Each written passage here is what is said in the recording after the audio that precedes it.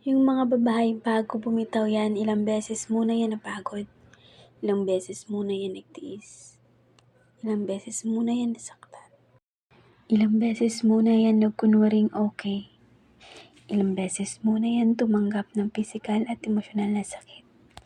Kaya bago niyo husgahan ng kung ano-ano pa man, alamin niyo muna kung ano yung totoong dahilan. Pero sa totoo lang, wala din naman kasi kayong karapatan para sila ihusgahan.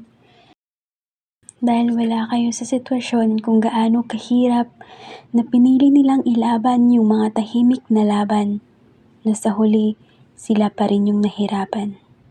At kung malaman nyo man yung totoong dahilan, di nyo pa rin naman maiintindihan dahil hindi kayo yung nakaramdam.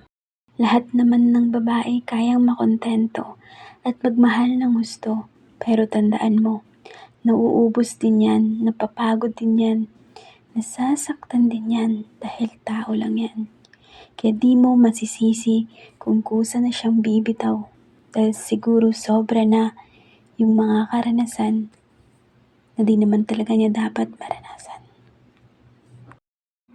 Kaya sana hayaan nyo silang sarili muna nila yung kanilang piliin, yung kanilang mahalin, yung kanilang unahin, yung kanilang ilalaban, yung kanilang pagsisimbihan.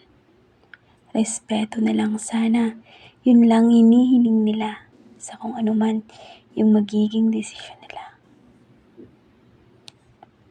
Respeto lang sana.